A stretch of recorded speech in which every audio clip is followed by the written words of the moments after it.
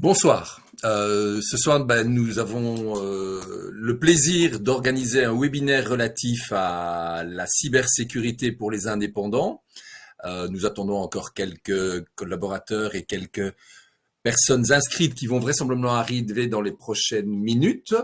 Et je vous propose directement de commencer. Sachez que ce webinaire est enregistré et que vous aurez la possibilité également de pouvoir le voir en replay si vous le souhaitez par la suite.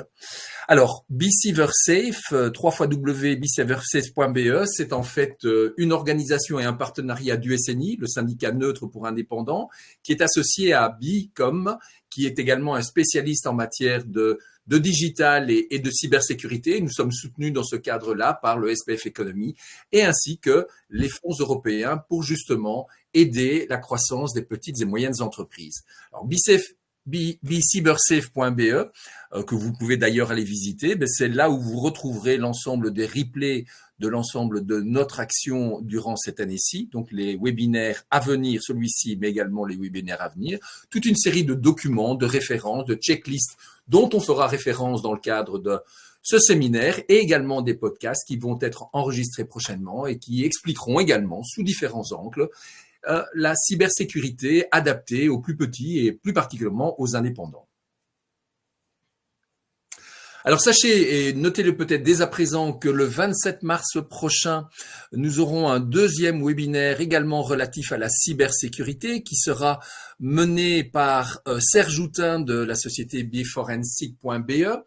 Et le thème est protéger rapidement et simplement votre e-commerce contre les cyberattaques courantes. Alors vous allez me dire, mais c'est tout de même ce que nous allons voir ce soir.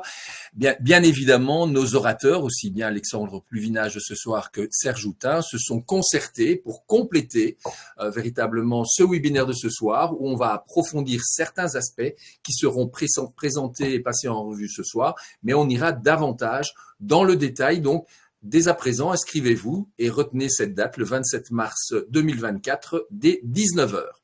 Alors, pour les aspects très pratiques, vous voyez, vous êtes habitués, j'imagine, dans les webinaires, vous pouvez poser vos questions dans l'onglet questions. Vous voyez dans le bas de page de votre écran l'onglet questions. Donc, n'hésitez pas à poser vos questions et j'en ferai directement référence à notre orateur. Les replays seront également disponibles en ligne et vous seront envoyés par email si vous souhaitez directement avoir le lien et le revoir, voire même le transférer à d'autres amis intéressés par la problématique. Et alors, on vous demande également d'apprécier, d'évaluer le séminaire de ce soir, le webinaire plus exactement, puisque nous vous enverrons par un email une demande d'évaluation pour justement pouvoir nous améliorer et encore davantage répondre aux questions et aux besoins de nos indépendants. Voilà, on va commencer directement le webinaire qui ce soir a donc pour thématique un aperçu des mesures à prendre pour sécuriser son commerce en ligne. Merci Christophe. Et je donne la parole à Alexandre Pluvinage, qui est notre orateur de ce soir. Que j'ai prise en fait déjà avant même que tu me la donnes, j'ai piqué la parole. Alors juste avant de démarrer, juste pour vous dire qui je suis, parce que finalement, oui, mais c'est qui ce garçon là? Il a l'air mignon, mais est-ce qu'il a du sens qu'il soit là ce soir? Je pense que oui. Je pense qu'ils m'ont choisi pour une raison. Je suis le créateur du podcast. On parlait de podcast tout à l'heure. C'est un autre podcast, mais celui-ci s'appelle Le Fraudeur, le hacker et vous, qui est le seul podcast belge sur la sécurité informatique à destination du grand public, qui existe aussi en néerlandais, ça fait pas le seul si, mais en fait c'est un petit frère, c'est un copain à moi qui fait la version néerlandaise, où on travaille, où on propose des sujets sur la sécurité pour tout le monde. Alors évidemment, en tant que les indépendants, il y a un épisode d'ailleurs spécifiquement pour les indépendants, mais pour vous, parce que dans votre vie privée, vous êtes aussi confrontés à la cybersécurité, aux cybercriminels. Maintenant, je ne fais pas que ça, parce que finalement, ça, c'est ce que je fais le soir. Je suis responsable de la sensibilisation à la sécurité en ligne et la lutte antifraude chez ING Belgique. Si vous êtes client de la banque et que vous recevez une communication sur la sécurité en ligne, ça vient de mon équipe. Je suis aussi le fondateur du groupe de sensibilisation à la sécurité en ligne à la Cybersecurity Coalition, qui est une association belge qui regroupe le secteur privé, le secteur public et le secteur académique, parce que oui, c'est tous ensemble, on va le voir encore tout au long de ce webinaire, c'est tous ensemble que l'on doit se battre contre les cybercriminels. Il n'y a pas de concurrence à ce niveau-là. On est tous en guerre contre les cybercriminels. Et puis, je travaille avec SafeOnWeb, le site du gouvernement sur la sécurité en ligne. On va revoir d'ailleurs ça tout à l'heure parce que Si vous restez jusqu'à la fin, ce que j'espère, eh bien, vous verrez, j'ai un petit cadeau pour vous, spécifiquement un truc gratuit qui est génial pour vous former vous, mais aussi votre entourage, parce que peut-être que tout le monde ne voudra pas regarder ce webinaire. Il y a des conseils qui viennent encore plus à la fin pour vous. Alors, on va commencer tout de suite. On va parler ce soir. On va rappeler un tout petit peu les chiffres de la vente en ligne, évidemment. Il y a Bicom qui est là. C'est eux qui, justement, publient plusieurs fois par an. Et j'ai un petit scoop pour vous. C'est mercredi, les nouveaux chiffres sortent sur 2023. Donc, l'état du commerce électronique en Belgique en 2023. Vous lirez ça dans la presse à partir de mercredi ou de jeudi matin. Mais je voudrais qu'on prenne un petit peu de temps pour parler des cybercriminels et de ce que j'appelle les nouveaux cybercriminels. Vous allez voir pourquoi. C'est pas juste dire, ah, tiens, voilà, ça c'est les gentils, c'est les méchants. Il y a du sens. Je veux dire que ces cybercriminels-là, ceux qui arrivent sur le marché aujourd'hui, qui commencent à devenir de plus en plus nombreux, il faut savoir qui ils sont, parce que quand on sait qui ils sont, on sait comment ils travaillent, et quand on sait comment ils travaillent, eh bien, on sait comment se protéger. Vous allez voir, on va parler de sécurité, c'est certain, mais on va pas faire ça compliqué. C'est aussi la promesse que je fais en tant que podcasteur. Mon but, c'est de simplifier et de n'aller que vers ce qui est nécessaire. Parce que oui, on peut faire plein de choses en cybersécurité. Oui, mais est-ce que c'est vraiment utile de dépenser beaucoup d'argent? Est-ce que c'est vraiment utile de prendre... Non, la plupart du temps pas, et c'est ce dont on va parler aujourd'hui. Alors évidemment, le sujet, c'est l'e-commerce. Le sujet, c'est la sécurité de l'e-commerce. Eh bien, on va voir ça, et on va le voir, je ferai des petites recommandations à la fin, mais on va le voir de manière pragmatique. C'est-à-dire que je vais aller, je vais déjà passer mes slides, je vais revenir, je le fais dans le désordre, c'est chouette, on est entre nous. Je voudrais vraiment je vais vraiment mettre en avant le côté coût, flexibilité et sécurité. Parce que oui, il n'y a pas que de la sécurité. Si vous faites le choix dans votre e-commerce d'une solution 1, 2 ou 3, il y a des conséquences différentes, et c'est ça qu'on va voir. Parce que il n'y a pas que la sécurité, il y a l'impact de cette sécurité sur vos choix quand vous allez mettre votre commerce en ligne, ou si vous l'avez déjà, ou si vous utilisez. Quel est, suivant le choix que vous allez faire, l'importance de la sécurité informatique? Et ça, c'est vraiment, à chaque fois, on va le voir, mais je reviens en arrière parce que j'aurais bien aimé savoir, effectivement, est-ce que vous avez un site internet? Je pense que oui, ça c'est certain. Mais la question, ce serait plutôt, est-ce que vous avez un webshop? Parce que quand on regarde ça, quand on se pose cette question, on regarde qu'en Belgique, le commerce électronique se développe clairement. Alors, on entend toujours parler des grands, oui, les Amazon, les Bol.com, les Booking.com, mais il n'y a pas que ça. Il y a énormément de PME, d'indépendants qui se lancent dans le commerce électronique, et parfois pas où on y pense. Un exemple tout bête, juste à côté de chez moi en plus, ma friture, qui est peut-être la meilleure dans le coin là où j'habite, je commande mes frites dans leur application mobile. Ils sont en ligne. Ah ouais, mais le mec, c'est pas son boulot. Non, il a trouvé une solution. On va en parler d'ailleurs de ce genre de solution. Mais je commande mes frites sur mon téléphone portable le vendredi matin, et pour être sûr d'avoir l'heure qui m'intéresse le soir, et je paye via l'application. Alors que c'est une friterie. Non, c'est bien, on se dit, alors là, ils n'ont pas d'IT, ils n'ont pas de... Non, mais même là, même quand ils ne travaillent pas avec des ordinateurs, il y a des solutions qui permettent, de simplifier leur travail, parce que c'est ça aussi, de vendre plus vite et d'aider leurs clients à passer leurs commandes. Eux, tout était informatisé, et donc de leur côté, ils reçoivent simplement les commandes, les heures, et puis ils vendent. Et ça les aide très fort. Et je sais qu'il y a d'autres friteries qui font ça. Mais quand on voit les chiffres en Belgique, ça monte. Sur le premier semestre 2023, ça monte. Alors, ça monte un petit peu moins qu'en 2022. On a vu un énorme pic avec le Covid. Ça se ralentit, ça ne veut pas dire que ça s'arrête. Évidemment, ça ne peut pas monter indéfiniment. Quand la plupart des indépendants s'y sont mis, ou des entreprises s'y sont mises, les chiffres vont moins monter, mais ils restent hauts. Aujourd'hui, 65%, le commerce électronique, ça représente 65% des produits, 35% des services. Là où ça devient intéressant, c'est que sur un semestre, il y a eu plus de 83 millions de transactions en ligne sur des magasins belges. Je ne parle pas des gens qui achètent chez Amazon, sur des magasins belges. Donc effectivement, aujourd'hui, je pense que c'est un petit peu évident qu'il faut se lancer dans le commerce électronique. Alors, il y a des formations là-dessus, et si vous voulez aller voir le SNI, vous verrez comment vous pouvez, dans votre domaine, trouver l'accroche qui va vous aider, comme l'histoire de ma friture, pour vous lancer dans le commerce en ligne. Mais évidemment, quand on se lance dans le commerce en ligne, on rentre sur un terrain où il y a déjà des gens qui ne sont pas toujours sympas. Alors, je confirme ce que Ah, tu viens de dire, vas-y. puisque Gilles intervient et me dit, oui, j'ai un webshop qui est une vraie passoire où des bots créent tous les jours des comptes bidons et polluent ma liste de clients. Ah bah voilà, typiquement. Effectivement. Alors il y a des choses, je vais déjà te donner un truc là tout de suite comme ça. Il va falloir rajouter des captchas sur la création de comptes. Il y a des moyens de ralentir les bots. Ça ne veut pas dire que tu vas tout bloquer, mais il y a des techniques qui permettent oui, avec des captchas, avec des demandes de reconnaissance de lettres ou d'images, de faire en sorte que les robots n'y arrivent pas. Et ça marche plutôt pas mal, jusqu'à ce qu'ils trouvent une solution pour passer à travers et qu'on développe une autre solution pour t'aider. Parce que c'est un peu le jeu du chat et la souris partout. Il y a, je le disais donc, sur Internet, les cybercriminels. On le sait, on en entend parler tout le temps. Je veux dire que une de mes bières préférées vient de se faire attaquer, Duvel, la semaine dernière. Ils se sont fait pirater, on leur a volé des données. Ça arrive malheureusement à tout le monde et aussi aux plus grands. Mais ce qu'il faut comprendre, c'est qu'on a deux types de cybercriminels. On a les vrais experts. Les mecs qui sont ils ont commencé à 12 ans avec un ordinateur, et puis ils ont fait du code, et puis ils se sont rendus compte qu'ils pouvaient casser des choses, et puis ils ont continué. Parfois, ils ont même fait de la prison, et quand ils en sont sortis, ils ont fait beaucoup d'argent. Ils sont aussi, on le sait, on l'entend, on le lit dans la presse, ils sont aussi sponsorisés par certains États. C'est-à-dire qu'on sait très bien que la Russie finance des cybercriminels pour déstabiliser certains États et pour faire avancer sa politique internationale. C'est pas génial, mais on sait qu'ils le font.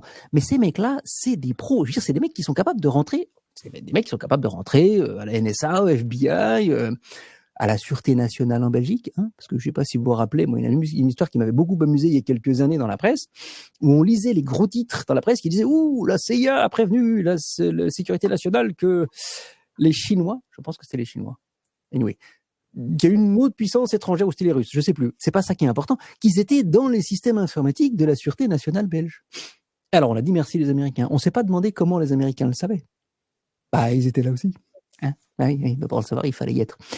Ça, c'est la réalité d'aujourd'hui, les vrais cybercriminels. Ces mecs, ils attaquent les États. Ils attaquent des banques. Ça, c'est clair, les banques... elles savent très bien qu'elles sont en permanence sous attaque. Et puis certains secteurs comme les télécommunications, comme les services importants, les services vitaux dans un État, et puis le secteur pharmaceutique, parce que c'est les banques, le secteur, les telcos, les secteurs pharmaceutiques, c'est les trois grands secteurs qui se font attaquer parce qu'il y a de l'argent, parce qu'il y a un impact. Dans le secteur pharmaceutique, il y a des brevets qui coûtent des milliards. Oui, ces boîtes-là, elles se protègent très très fort. Elles ont des équipes énormes et des budgets conséquents. Mais alors justement, Alexandre, effectivement, c'est un peu l'image qu'on a, c'est que ça s'attaque surtout à des grosses structures, des hôpitaux, des banques, où effectivement, comme tu dis, où il y a beaucoup d'argent. Mais est-ce qu'il y a des pirates qui se spécialisent dans le piratage justement des petits, des indépendants, des petites entreprises? Est-ce que ça existe et quel est l'intérêt? Alors, oui et non. Attention, la réponse n'est pas simple. Oui, évidemment, ils attaquent les petites entreprises. On a entendu tout à l'heure quelqu'un qui disait il y a des botnets qui viennent polluer ma liste de clients, il y a d'autres choses. Mais ils ne se sont pas spécialisés dans les indépendants. Ils se sont spécialisés dans les choses faciles. Et les indépendants, et je vais mettre dans l'eau les petites PME, voire certaines d'un peu plus grande taille, parfois ne prennent pas les mesures nécessaires pour se protéger et laissent des portes ouvertes. Et c'est ça, c'est ces opportunistes. Ce sont les deuxièmes qui sont sur mon slide maintenant, c'est ceux que j'appelle les opportunistes. Alors, vous allez dire, pourquoi est-ce qu'il y a le logo du FBI? Eh bien, parce qu'en 2021, le FBI a lancé une alerte mondiale en disant, écoutez, on voit une tendance s'affirmer. Cette tendance, c'est le fait que les criminels, ce qu'on appelle la criminalité offline, ceux qui volent des voitures, qui arrachent les sacs des personnes âgées ou qui font du homejacking, enfin ce genre de choses, ou qui vendent de la drogue même d'ailleurs. Eh bien, on a vu une mutation de ces gens-là aller vers ce qu'on appelle la criminalité en ligne. Donc, ils passaient de la criminalité hors ligne vers la criminalité en ligne et devenaient des cybercriminels. Alors, attention, la plupart du temps, c'est des mecs qui savent même pas écrire une ligne de code. Et pour certains, ils savent même pas installer un programme sur un PC et quand ça va pas, ils savent pas quoi faire. Et c'est pour ça que je les appelle les opportunistes. Parce que ce sont des gens qui vont suivre des petites formations et qui vont utiliser des programmes et des services qui sont en vente, voire en location, sur Internet. C'est ce qu'on appelle la cybercriminalité comme un service. Alors c'est un mot anglais, c'est Criminality as a Service. On peut trouver aujourd'hui, on peut acheter, en fait, on peut louer des malwares. Alors c'est encore plus intéressant que de les acheter. Pourquoi? Parce que si je le loue, c'est comme le leasing. Il y a un problème, eh bien je peux recevoir la nouvelle version. Et puis si vraiment j'arrive pas à le faire fonctionner, ben il y a Helpdesk. Alors c'est pas un call center évidemment. Ils utilisent la messagerie Telegram et on dit voilà, je vous ai acheté votre nouveau virus, il marche pas, qu'est-ce qui se passe? Eh bien écoutez, cher client, on va vous aider. Et puis il va aller jusqu'au bout. Et quand ça marche, est-ce que vous êtes content? Oui, ça marche. Oui, ça marche super. J'ai pu infecter, je sais rien moi. Voilà, du vol. Oh super cool. Est-ce que tout va bien? Oui. Vous pourriez laisser une petite review sur notre site, s'il vous plaît? Il faut savoir que ces gens-là, alors c'est une anecdote un peu amusante dans un sens, mais c'est leur réalité. Ils ont un service après-vente qui est au-dessus de tout ce que vous connaissez, que de toutes les entreprises. Parce qu'ils peuvent pas faire de pub. Ils peuvent pas acheter un grand panneau, 4 mètres sur 3, en disant les meilleures cartes de crédit et les virus dernier modèle. Ben non. Donc, qu'est-ce qui permet à eux de faire la promotion sur le dark web? Ben, c'est les revues. Et s'il y a un mec qui vient dire, oh, attention, lui, ses numéros de carte de crédit sont pourris et ses virus, ils marchent pas, c'est fini. Hein.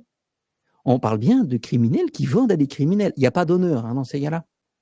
On a vu récemment, ils s'envoient des mails de phishing entre eux sur le dark web, ils se volent de l'argent entre eux. Et puis, il y a encore quelques jours, il y a un groupe de cybercriminels russes d'ailleurs, qui a fait croire qu'il s'était fait attraper par la sûreté de l'État anglaise.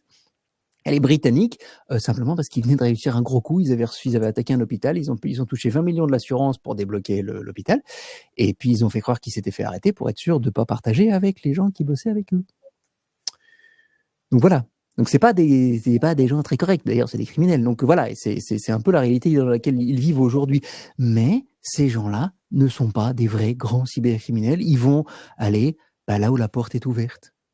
Ils vont aller voir celui qui n'a pas d'antivirus. Ils vont aller voir celui qui n'a pas fait ses mises à jour. Ils vont aller voir celui qui a des mots de passe pourris.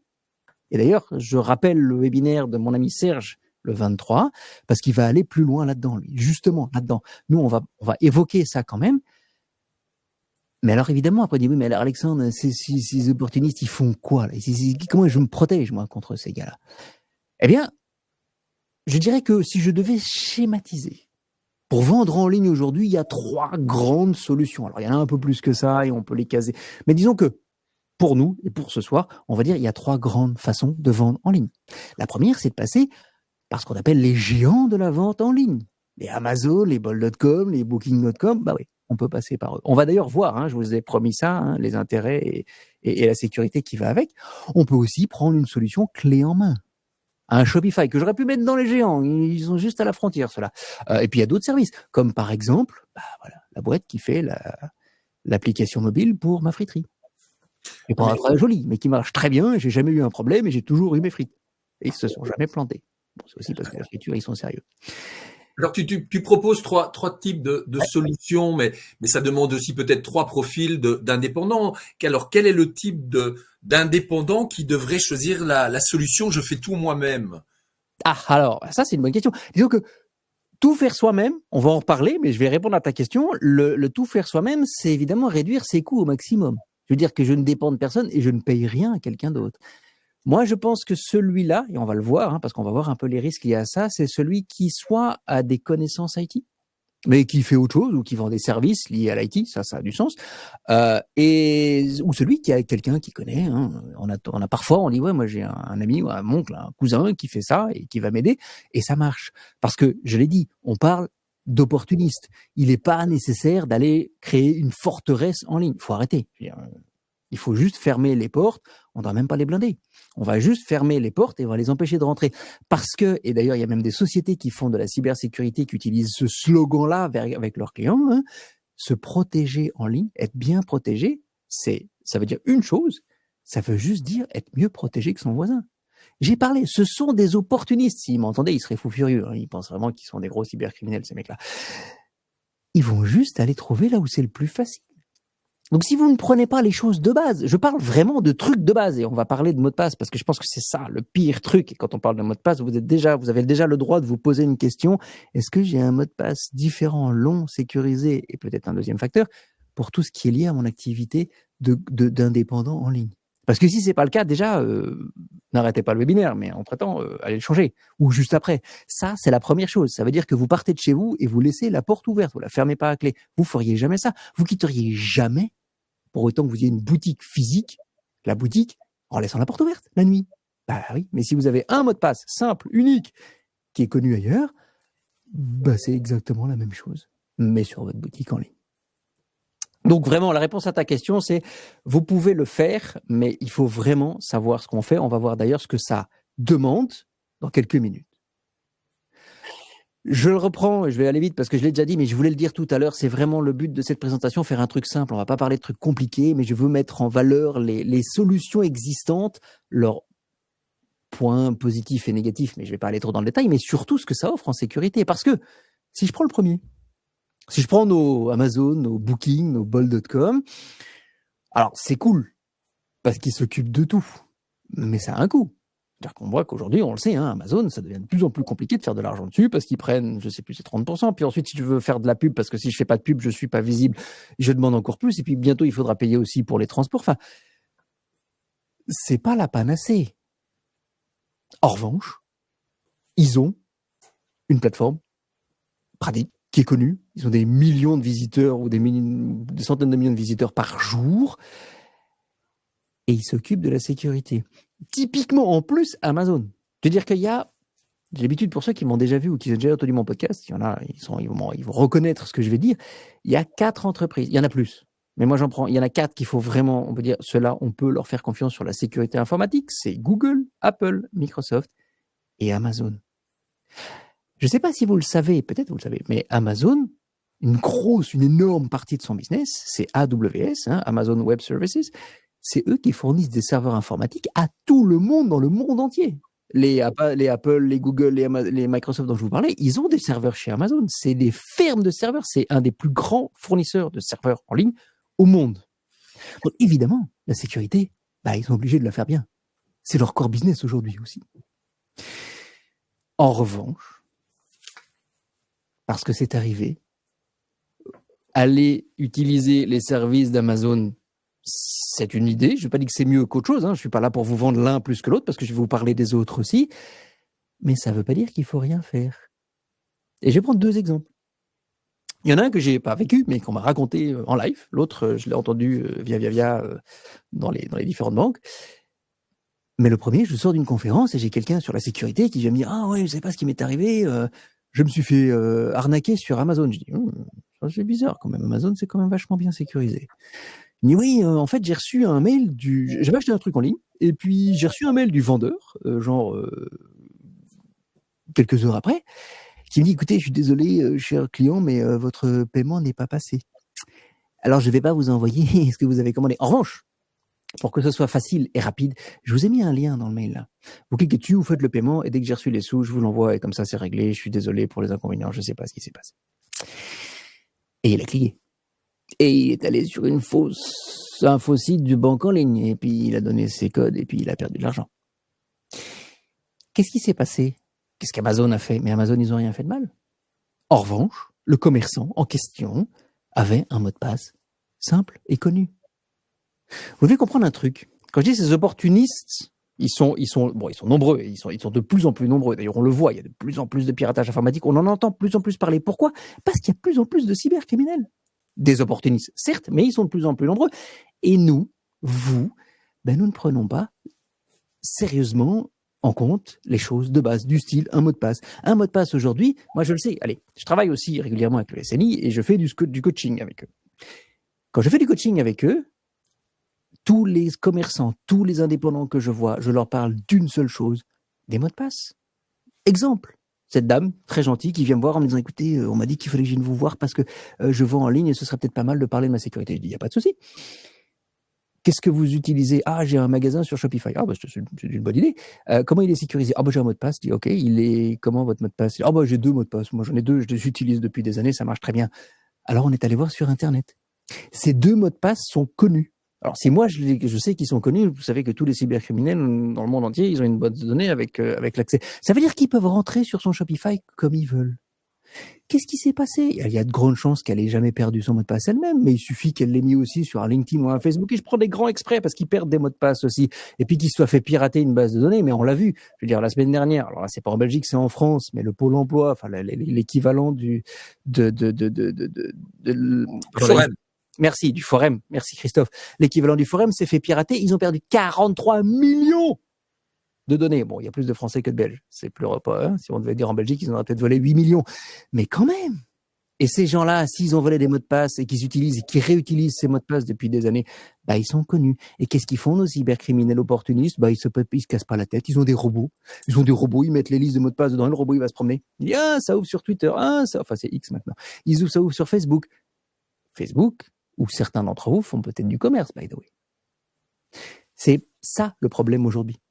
C'est pour ça que vous êtes à risque. Alors que avoir un mot de passe unique, long, que vous faites générer avec un gestionnaire de mots de passe, je ne vais pas en parler trop parce que je sais que Serge va vraiment prendre le temps de vous expliquer comment ça marche. Mais le fait de faire ça, en gros, il y a quasiment plus de risque. En tout cas, ce risque-là, il est fermé. Hein. Il est vraiment fermé. Le deuxième exemple que je vous avais promis, c'est un peu la même chose. En ce moment, il y a des gens qui réservent des vacances sur Booking.com et qui reçoivent un message de l'hôtel en disant « Ah, il y a un problème avec votre réservation, cliquez ici, etc. » Booking, ils n'ont rien fait de mal. Hein. C'est l'hôtel qui a mal sécurisé son compte. Et puis, il y a eu un mal de phishing, ils ont perdu les codes, et puis à partir de là, ils ont fait la même chose que sur mon exemple d'Amazon. C'est le commerçant qui avait un mot de passe simple, qui a partagé son mot de passe et qui n'avait pas un second facteur comme un SMS, et ils sont rentrés. Donc, je pense que c'est clair là. Hein. Utiliser une solution clé en main, une solution toute prête comme ça peut être intéressant pour vous, mais si vous le faites, vous sécurisez la porte d'entrée, s'il vous plaît, et on va juste parler de mots de passe.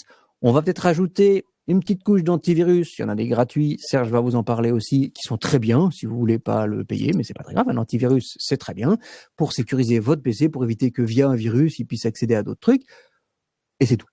Donc en gros, si vous utilisez ces solutions-là, c'est tout ce que vous devez faire. C'est bien. Hein? Parce que bon, maintenant vous savez, j'utilise ça, je dois faire un mot de passe compliqué et un antivirus. On rajoutera, pour ceux qui veulent, les mises à jour automatiques. C'est mieux. Ok. Mais je laisserai pour Serge. Je ne vais pas lui casser tout son webinaire. De toute façon, lui va vous rentrer dans les détails et vous expliquer un petit peu plus de trucs. Ça, c'est la première solution. Passons à la seconde. La seconde, c'est des solutions clés en main et elles se sont beaucoup développées avec le Covid. Parce que oui, avec le Covid, on l'a vu, les chiffres ont monté. Il y a de plus en plus de gens qui se sont dit, si je peux plus vendre dans mon magasin parce que je peux plus, les gens peuvent plus sortir de chez eux, je vais me mettre à la vente en ligne.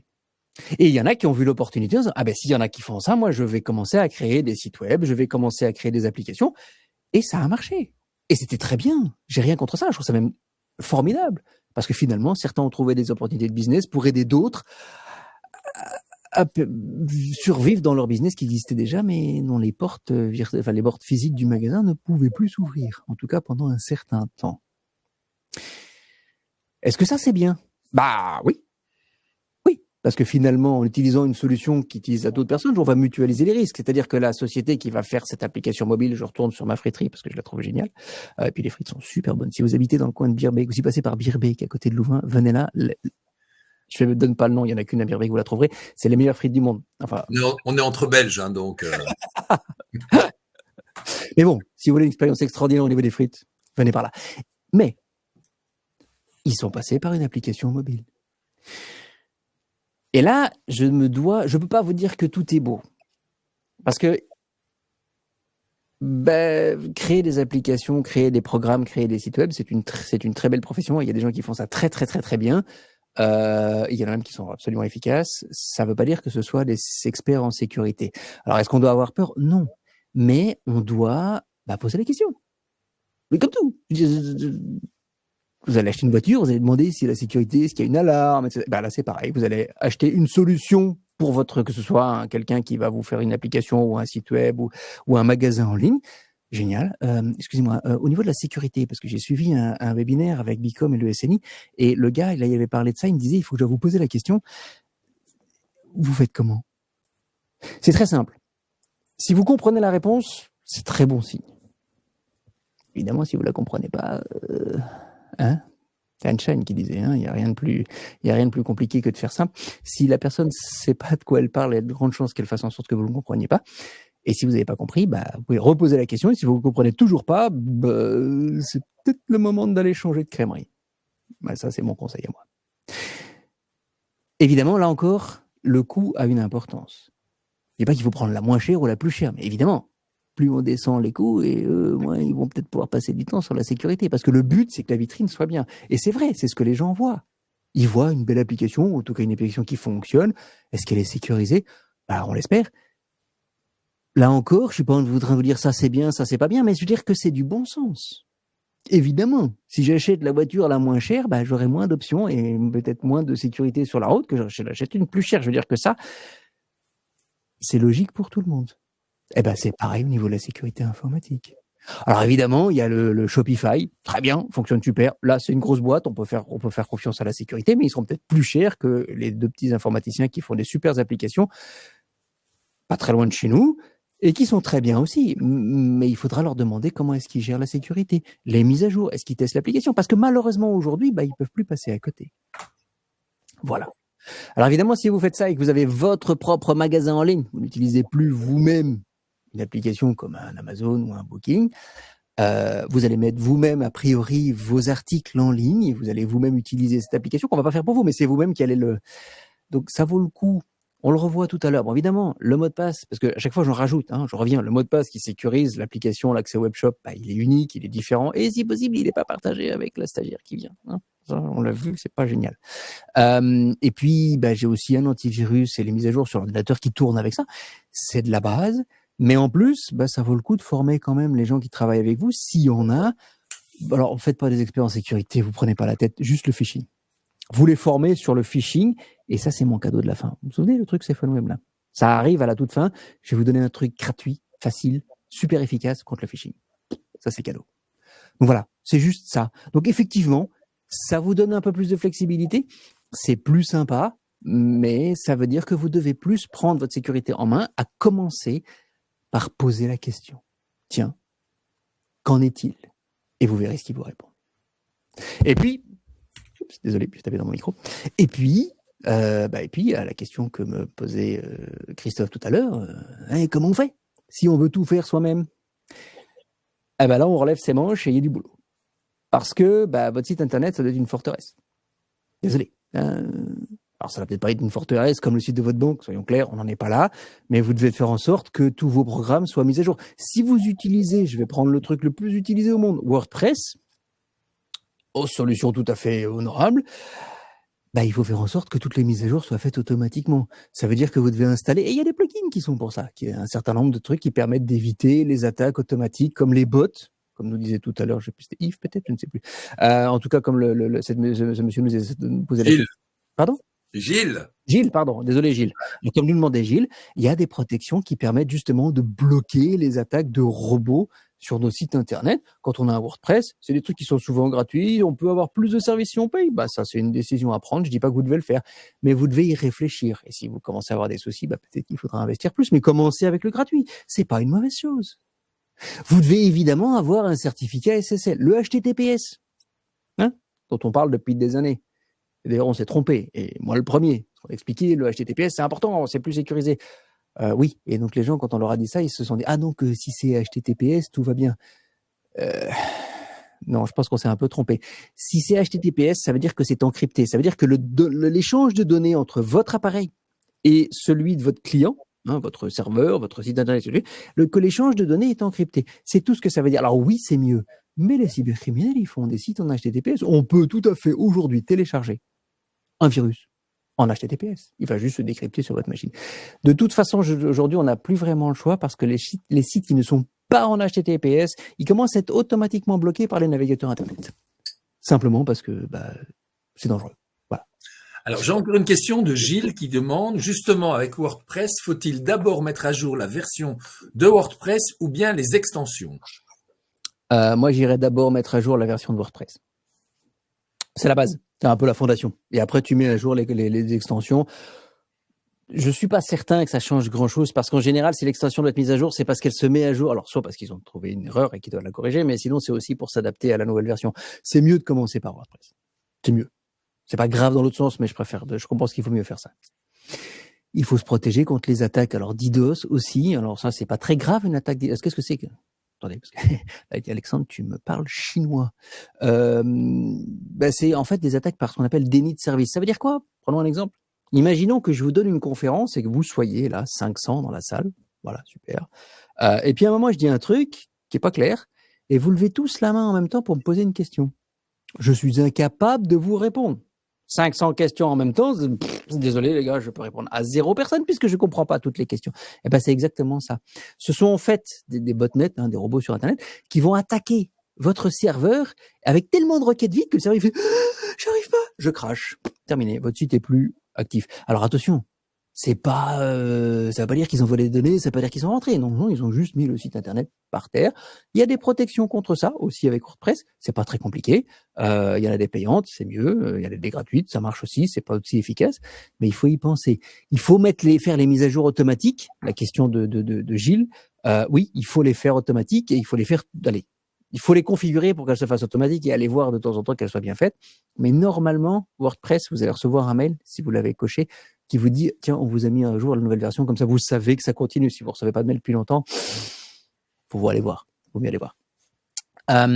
Et puis, si vous faites votre site vous-même et votre webshop vous-même, il y a 2 choses qui sont importantes à faire en plus de tout le reste dont on a parlé, les mots de passe, les antivirus et tous les trucs.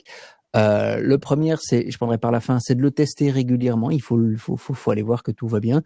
Il y a des outils qui permettent de tester les sites. Ça a l'air un peu compliqué, je sais, mais il faut le faire. Et surtout, par défaut, ne collectez aucune donnée ou ne garder que les données nécessaires. Et là, c'est 2 choses, c'est le GDPR ou le RGDP, vous avez entendu parler, vous dites, non, attends, moi j'en ai trop entendu parler, ça, c'est compliqué. Oui, c'est pas très simple, et donc le plus simple à faire pour se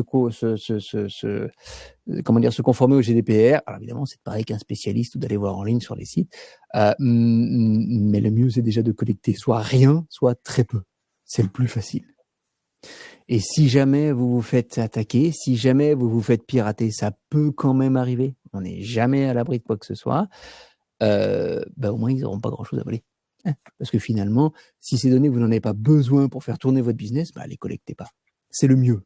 Vraiment. Faites-moi confiance. Voilà. On a donc vu les 3 grandes, on va encore parler d'autres choses, mais on a déjà vu les 3 grandes familles. Hein, donc, effectivement, chaque fois que vous allez faire vous-même un petit peu plus, à chaque fois, vous allez devoir faire aussi un peu plus de sécurité en ligne. C'est assez logique.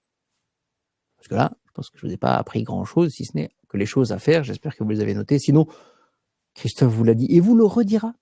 Le replay est à votre disposition assez rapidement, je pense même demain. Mais ça, vous le verrez vous-même.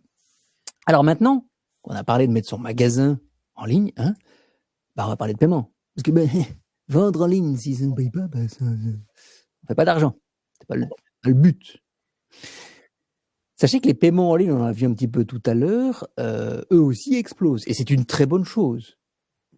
On voit qu'aujourd'hui, les 3/4 des ventes se font par carte de débit, Bancontact. Donc à un moment, si vous devez décider de mettre Bancontact ou pas sur votre site internet, sachez quand même que ça représente 3/4 des paiements en ligne.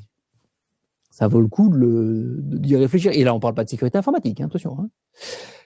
Et sachez aussi que la plupart des paiements se font par mobile depuis plus de 2 ans. Ça ne veut pas dire que les gens achètent sur mobile. Ça veut dire qu'ils payent avec leur mobile. Comment ? C'est logique. On vient de voir. 3/4 des paiements se font par carte de débit, Bancontact. C'est quoi ? C'est l'application Payconiq. Payconiq par Bancontact. Donc les gens scannent un QR code. Ils le scannent avec quoi ?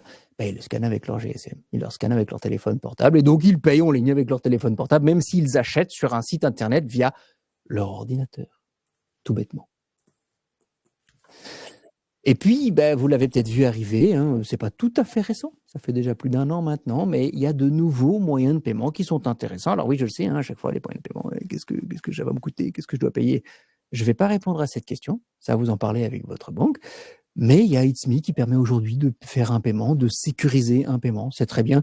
Et puis, il y a aussi un nouveau marché qui s'ouvre pour les achats en ligne, c'est tout ce qui est éco-chèque, chèque culture, chèque sport, etc.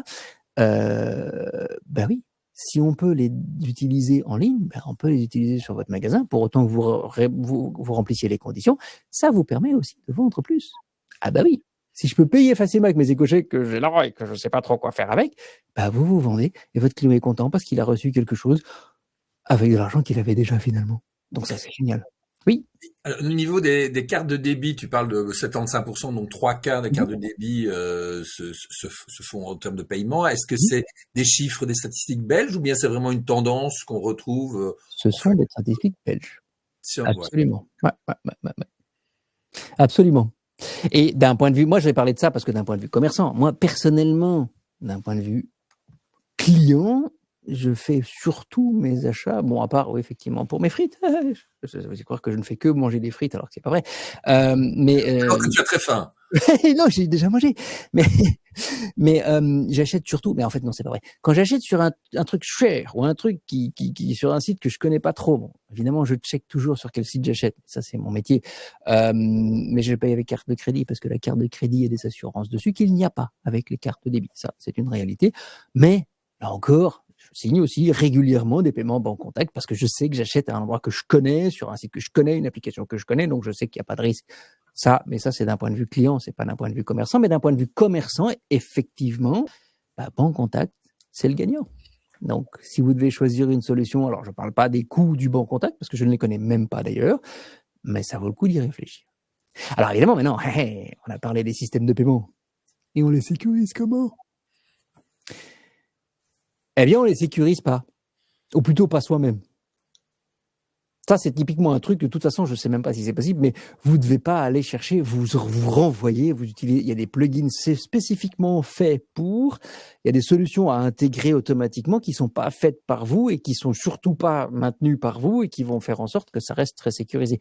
Parce que quand on commence à parler de paiement, on sait qu'il y a de l'argent qui va intéresser des cybercriminels. Donc, sortez-vous de ça, de votre responsabilité, faites en sorte que vous utilisiez une solution officielle, et laisser la banque ou Payconiq ou Banque Contact ou It's Me ou je ne sais pas ce que vous allez utiliser faire le travail au niveau de la sécurité. Vous allez juste devoir remplir un certain nombre pas de conditions, mais de la manière de l'installer et de le configurer. Et pour le reste, c'est vous.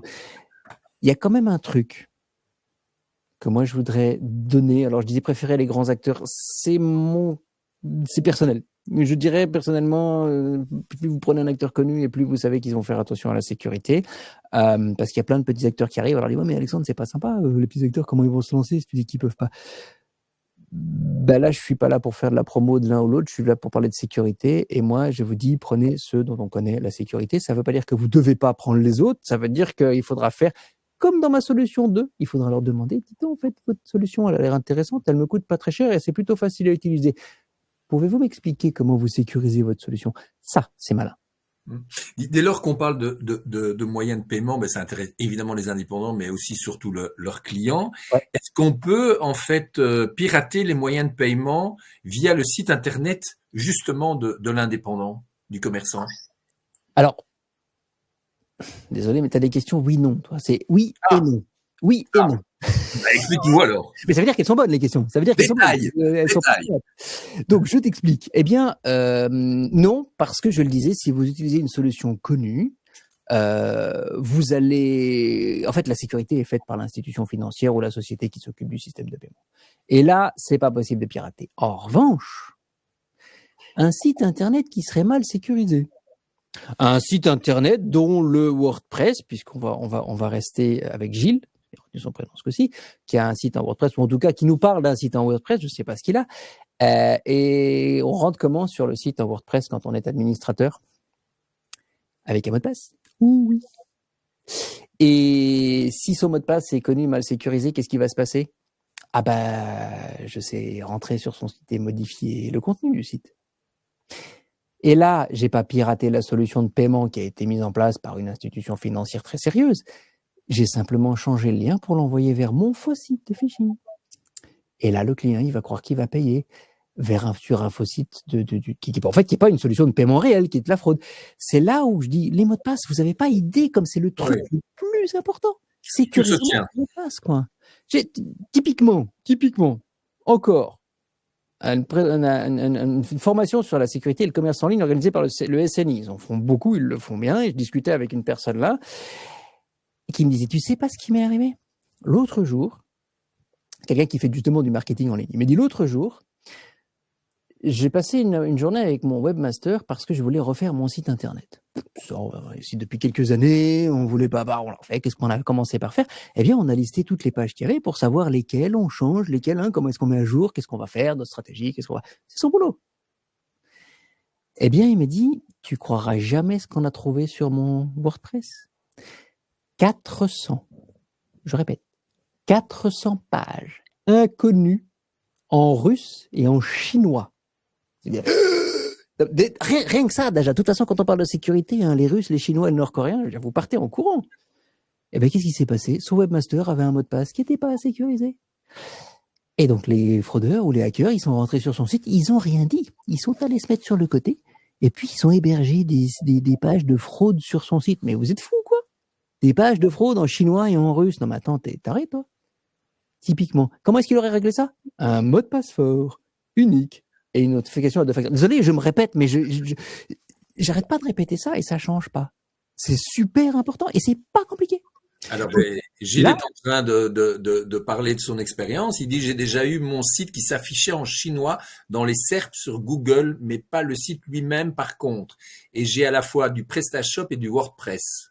Voilà. Et ça, typiquement, je sais pas ce qui s'est passé, mais si je devais juste comme ça deviner ce qui s'est passé, eh bien, il s'est retrouvé avec des pages en chinois parce que quelqu'un est rentré sur son site internet et Google, qu'est-ce qu'il a fait? Il a crawlé les pages et il les a référencées.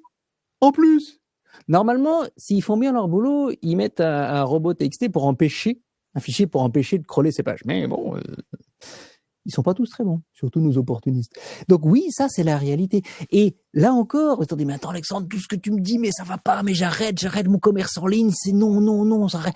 Non, vous arrêtez pas. Créez des mots de passe avec un gestionnaire de mots de passe et allez voir le webinaire de Serge le 27 de ce mois. Ouais. Allez le voir, il va vous expliquer comment on fait. C'est juste une question de mot de passe, c'est uniquement une question de mot de passe. Il y a peut-être d'autres trucs à côté, mais si vous faites ça, vous réglez 80% de vos problèmes. Et je rigole pas. Et ça coûte que dalle. Donc faites-le. Et donc quand on parle de moyens de paiement, il y a quand même un truc que je voudrais qu'on arrête de faire, parce que je sais qu'ils en le font, parce que c'est très pratique.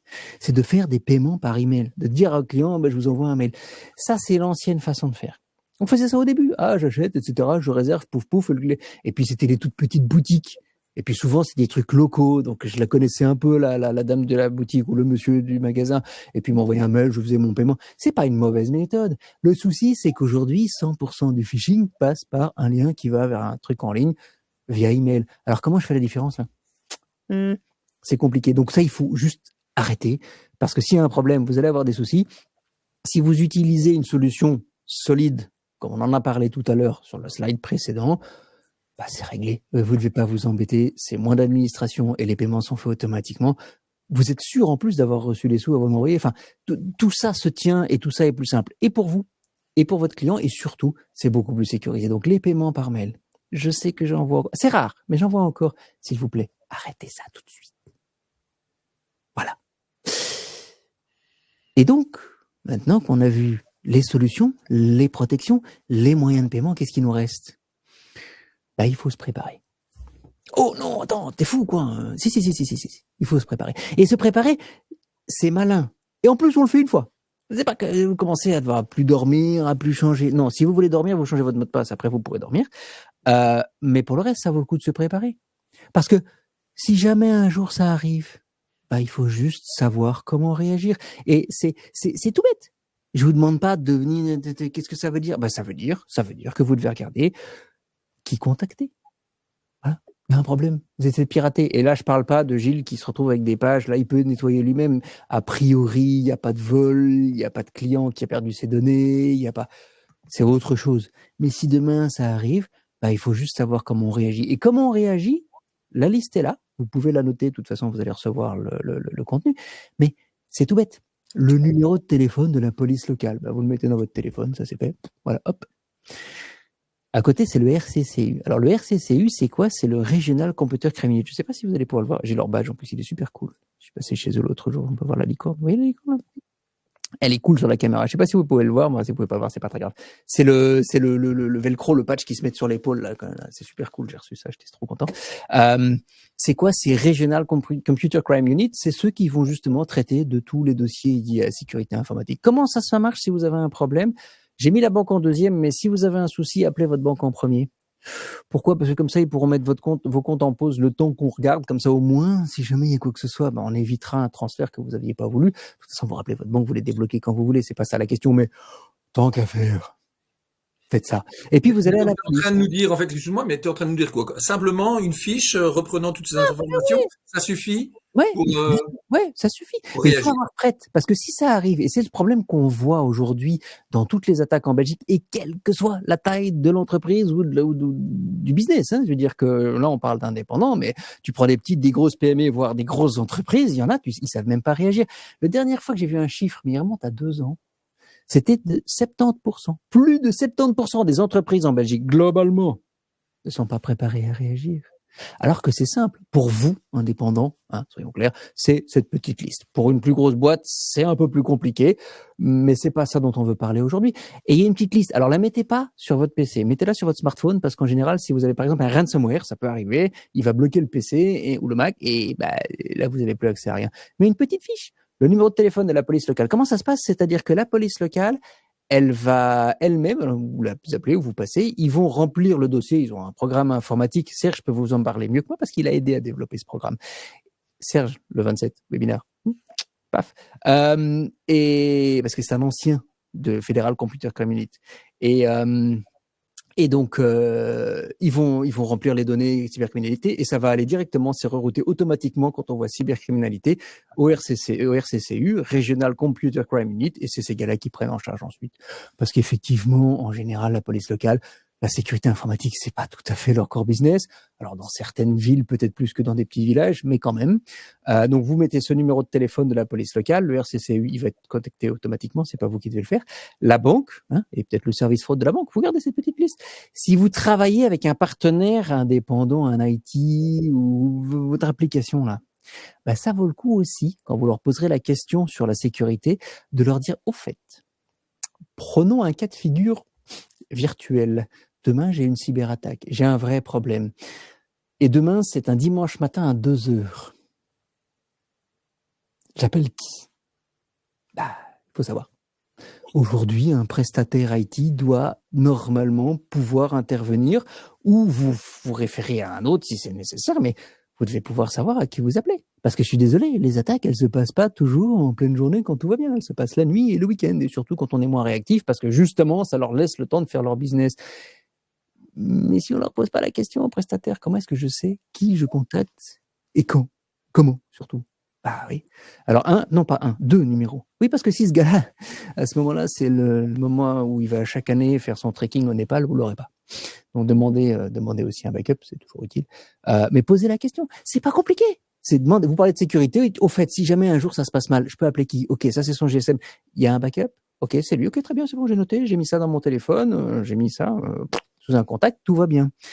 Vous pourrez aussi, et là, c'est plutôt pour leur site internet www.cert.be, allez voir, parce que typiquement, et c'est ce que je vais vous montrer juste après, le CERT, c'est les pompiers du web. C'est ceux qui interviennent quand il y a un problème. Alors désolé, vous, en tant qu'indépendant, ils vont pas intervenir. Mais ils vont vous aider par téléphone ou ils vont vous renvoyer vers du matériel en ligne. Ces gens-là, ils ont surtout, alors évidemment, ils défendent l'État, ils défendent les services vitaux, mais aussi les grosses entreprises. Ils sont certainement allés chez Duvel pour les entreprises un peu importantes, mais ils peuvent pas intervenir chez tout le monde et tous les indépendants et toutes les PME. Ça, on le sait, ils ont juste pas la capacité. C'est pas qu'ils veulent pas, mais ils ont un site super bien fait, www.cert.be. C'est les mêmes gars, d'ailleurs. C'est les mêmes gars que ceux qui font le site Safe on Web. Sauf que Safe on Web, c'est l'information pour vous. Le CERT, vous allez voir s'il se passe.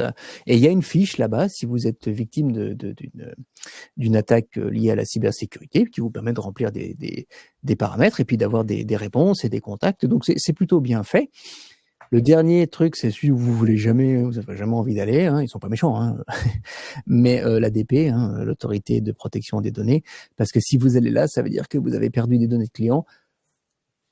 C'est pas génial. Non, ça va pas fermer votre business, mais c'est pas génial. Parce que si c'est le cas, s'il y a des données personnelles qui ont été perdues, des emails, ce sont des données personnelles, hein, soyons clairs.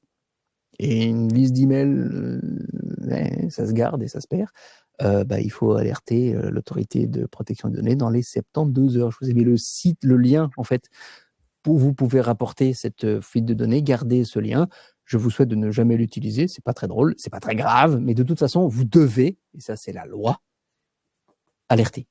Souvent, il se passera rien, mais ils doivent savoir. C'est comme ça.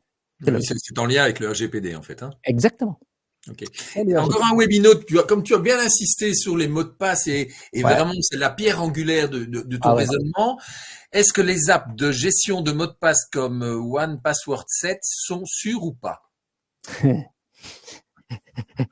sourire en dit long. Je peux dire oui et non. T'es abonné.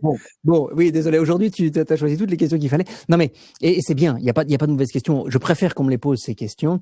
La réponse est oui. De toute façon, il vaut mieux utiliser un gestionnaire de mots de passe que créer son mot de passe soi-même et avoir le même partout. Le gestionnaire de mots de passe, il est génial parce qu'il crée le mot de passe quand j'en ai besoin.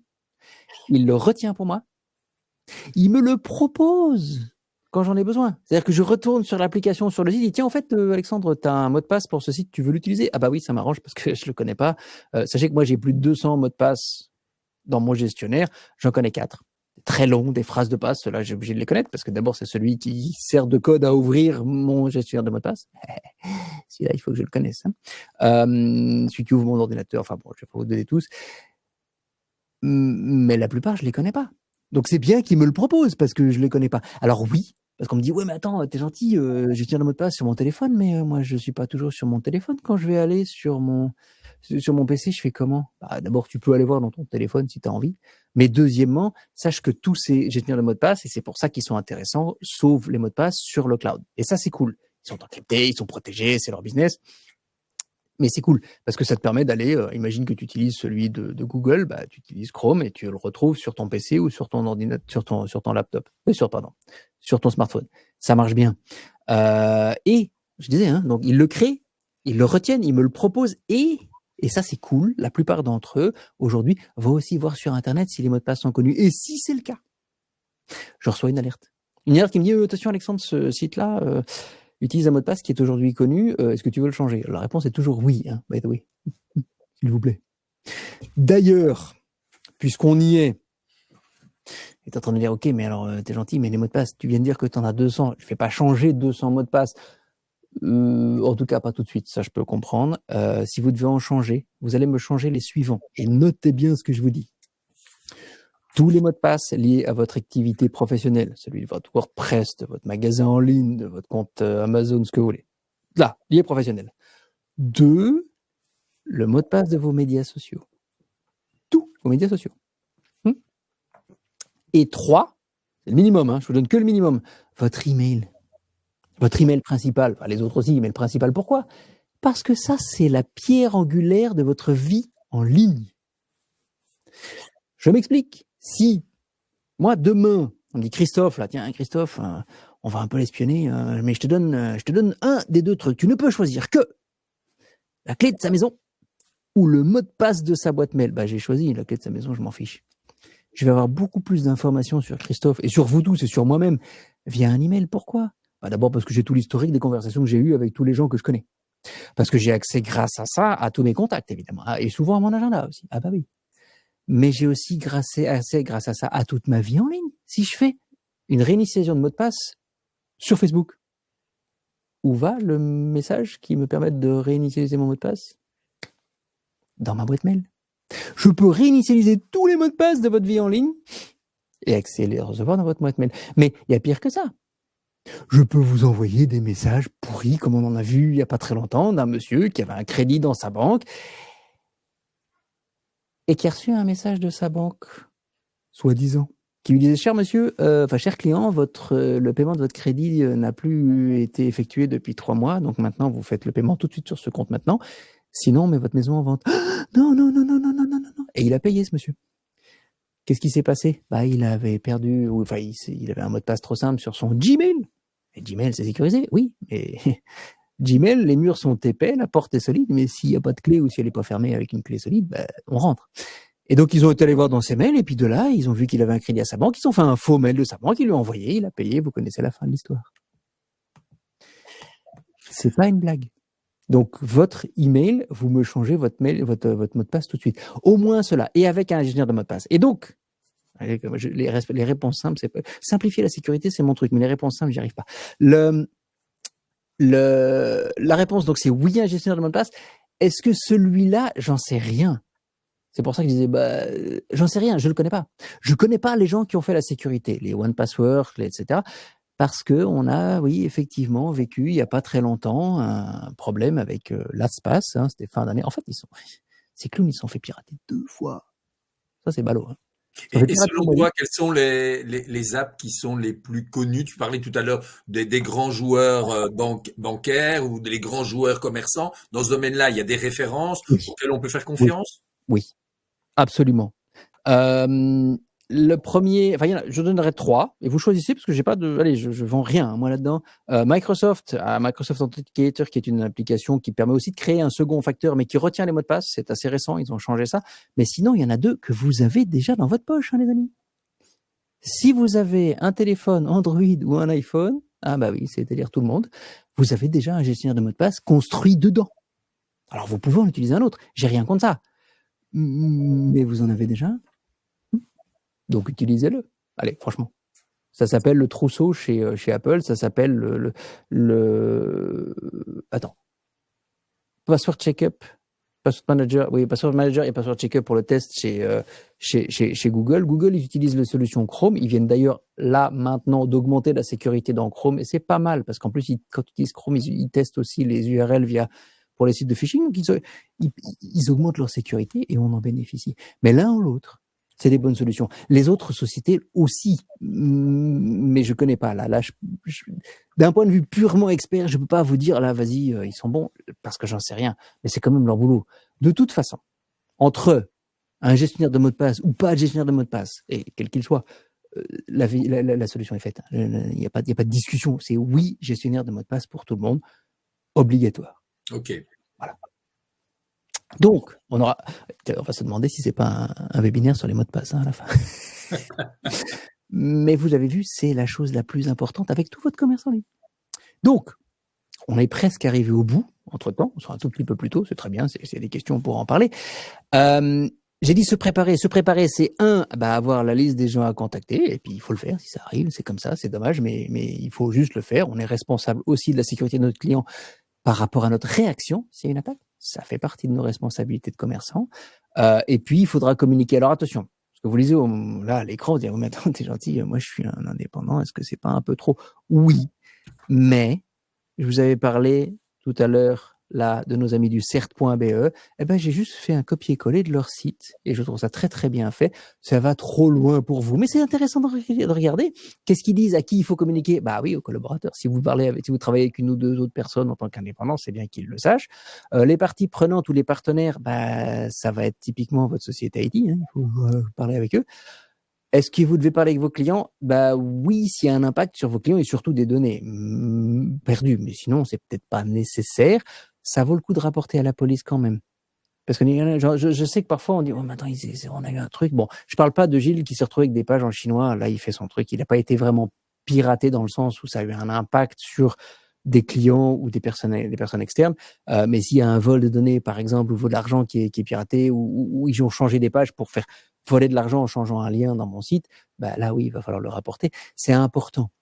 C'est important parce que si on ne rapporte pas, la police ne peut rien faire. Alors, vous allez dire, oui, mais de toute façon, ils peuvent rien faire. Si, et il faut bien comprendre, non, votre cas va peut-être pas réveiller tout le monde au RCCU, les mettre dans leur tenue de combat, sur leur PC pour trouver les hackers. Non, soyons clairs, on sait très bien que c'est pas ce qui va se passer.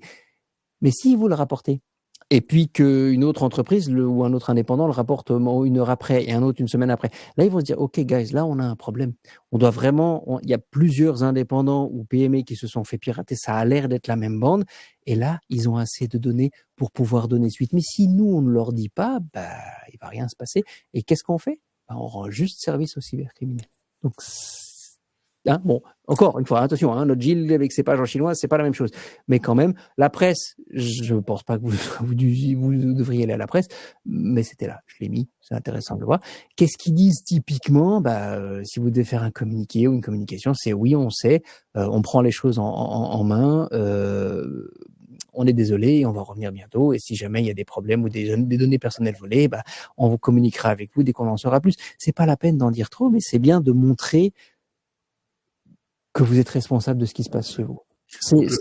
C'est juste du bon père de famille. Oui, c'est ça. Donc, cacher ne peut que profiter finalement aux criminels Ouais. et il vaut mieux effectivement le faire savoir autour de soi. Absolument, parce que c'est quelque chose qui change hein, maintenant, enfin d'ailleurs, hein, qui change enfin. Il y a même les grosses boîtes, il y en a plein qui se sont fait pirater, qui n'ont jamais rien dit à personne, parce qu'on avait honte. Mais attends, désolé, pardon. Attends, on est des victimes ici, hein. On n'est pas, c'est pas de notre faute. Et je pense qu'il faut savoir aussi dire que ça s'est passé. D'abord, parce que je pense que la transparence, ça a toujours été la meilleure communication. Et puis au moins, ça permet aussi d'ouvrir les portes. Et quand vous allez en parler, c'est comme pour tout. Vous allez dire, vous allez en parler, et quelqu'un va dire, tu sais pas quoi, hein, dans des meetings indépendants ou dans un drink au SNI, il y a qui dit, tu sais pas quoi, j'ai entendu ton truc, il s'est passé la même chose chez moi. Et on peut commencer à s'aider entre nous. Parce que c'est ça que je disais tout à l'heure. Au tout début, je vous l'ai dit, on se bat ensemble contre les cybercriminels. Et rapporter à la police, ça aide, mais en parler autour de nous, c'est aussi former les autres, hein, les aider, hein, parce que soyons clairs, on n'a pas envie que ça arrive à personne, mais ça permet aussi entre nous qui nous sommes fait avoir, de discuter des solutions, des problèmes, et puis ça fait du bien de parler, de se faire écouter. Voilà. Alors, j'arrive au bout de notre webinaire quasiment. Je veux juste dire un mot sur les cyberassurances, pas parce que je dis il faut les avoir et que vous devez en avoir une, mais ça vaut le coup d'aller voir si ça vous intéresse, suivant la taille de votre commerce en ligne. Ça peut être intéressant ou pas. Mais là encore, c'est à vous de décider. Sachez que ça existe. Sachez que ça existe et il faut juste aller faire un tour. Après, je dis je prends pas. Ça, c'est un choix personnel. C'est pas une obligation, mais ça vaut le coup d'aller voir. Une bonne information est toujours nécessaire lorsque Exactement. on a une activité professionnelle. Exactement. Et puis, voilà. Simplement mes recommandations. J'ai beaucoup parlé. J'ai donné pas mal d'informations. Je pense que ce qui est important, c'est d'analyser vos besoins et vos capacités. On l'a vu tout à l'heure. Est-ce que je prends un Amazon? Ouais, mais il me coûte cher et ils me prennent tout mon pognon. Mais alors, qu'est-ce que je vais prendre autre chose?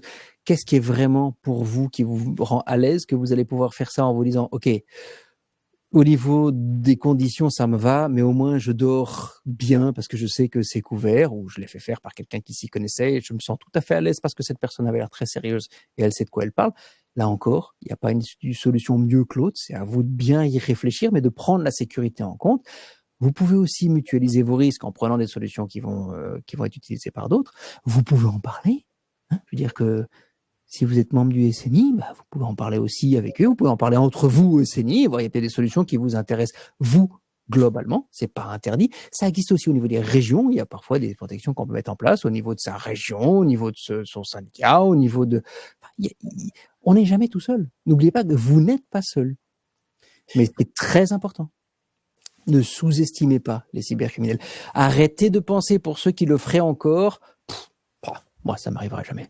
Moi, allez. Mais non, c'est pas assez important. Pourquoi? Parce qu'ils vous attaquent pas, vous. Ils prennent au hasard et votre masse est faible. Et exactement, ils envoient des virus et des mails à tout le monde et puis c'est celui où ils ont une base de données avec des mots de passe et puis c'est celui qui était mal sécurisé. Mais ils vous veulent pas, vous. Ils ont juste un programme qui leur a dit, tu sais que la porte de ce magasin-là en ligne, elle est ouverte? J'y vais. Tu sais qui c'est? Non, je m'en fiche. Ça m'intéresse pas. Je sais qu'elle est ouverte, donc je peux rentrer. On verra bien s'il y a quelque chose à prendre. Exactement ça. Et c'est pour ça qu'il faut arrêter de penser que mais je suis pas important, ça va jamais. Si. C'est pas que vous n'êtes pas important ou pas, c'est que si la porte est ouverte, ils vont passer devant, ils vont rentrer. Point final. Quand même, dans la plupart des cas, ça se passe bien. Évidemment, j'ai parlé de trucs graves là ce soir, puisque c'est le thème du webinaire, mais je veux pas que vous y rentrez en disant, moi j'arrête, hein. Je brûle mon PC, je ferme mon magasin en ligne, et je retourne vendre mes trucs dans un magasin physique parce que c'est trop dangereux. Non, dans la très très très très grande majorité des cas, tout se passe très bien et on l'a vu en plus. Changez vos mots de passe, faites vos mises à jour, il y a un antivirus et dans la plupart des cas, vous aurez déjà de toute façon réglé tous vos problèmes. Les cyberrisques ne doivent pas vous décourager, vous devez simplement les prendre en compte dans votre business, comme les risques d'incendie, on espère juste que ça se passera jamais. Voilà, c'est tout. Je vous ai promis un petit cadeau à la fin. J'allais te le rappeler. Maintenant, c'est quoi ce petit cadeau? C'est un petit cadeau tout vert en plus. On est passé du bleu au vert, voilà. Alors, c'est sur le site de CPhoneWeb. Vous avez un QR code que vous pouvez scanner avec votre smartphone, comme si vous alliez faire un paiement, mais c'est pas un paiement. Mais sinon, si vous dites non, je scanne pas les QR codes, j'aime pas, ben vous allez vous-même sur le site. Il est écrit en dessous surfersansouci.cphoneweb.be. Qu'est-ce que vous allez trouver là? Eh bien, vous allez trouver des formations gratuites. Il y en a 2 pour l'instant. On travaille sur la 3e. Et quand je dis on, en fait, c'est moi et mon équipe. Avec CPhoneWeb, attention. Le premier, c'est sur le phishing, qui s'appelle Regarde où tu vas. Comment est-ce que je me protège contre le phishing? Je vous ai parlé tout à l'heure de former vos collaborateurs, dans la solution 2, sur le phishing. Évidemment, dans la 3 aussi, puisqu'à chaque fois on remplissait. Ça, typiquement, c'est génial. Et en plus, il n'y a pas que mes collaborateurs en tant qu'indépendants. Il y a ma vie privée. On reçoit du phishing partout. Il y a mes parents, mes grands-parents, mes enfants. C'est-à-dire que j'entends régulièrement des gens qui viennent me dire, écoute, tu sais, moi, ma maman, elle est plus toute jeune, ou mon papa, ou ma grand-mère, je suis un peu inquiet pour elle. Fais-lui faire cette formation. Cette formation, elle est accessible à tout le monde. Mais vraiment, c'est des petites vidéos avec un questionnaire à la fin, c'est super simple. Et quand je dis que c'est super simple, moi, le meilleur, parce qu'évidemment, quand vous la ferez, vous verrez, il y a 5 petites vidéos de quelques minutes avec un questionnaire à la fin. Et vous pouvez laisser un commentaire. Et moi, je lis les commentaires, évidemment. Et ils sont super bons. Mais quand je dis ils sont bons, c'est pas juste pour dire Alexandre, tu fais du bon boulot. Non, c'est des commentaires du style enfin un truc simple.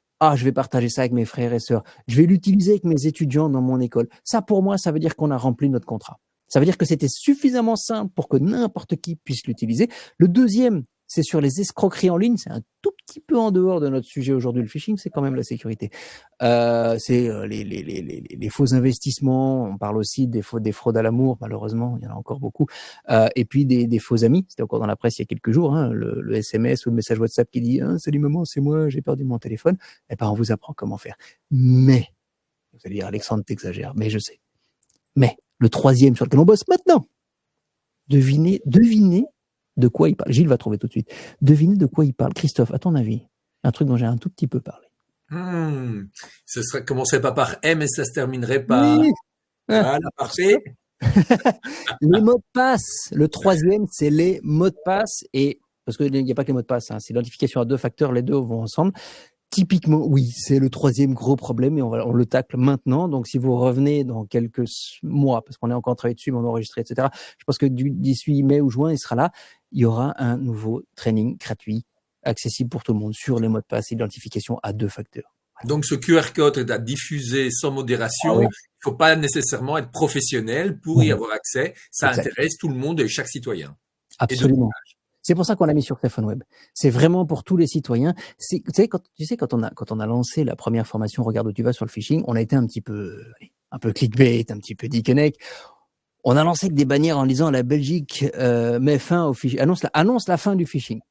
Évidemment, on sait que c'est pas vrai. Mais c'est pas tout à fait faux.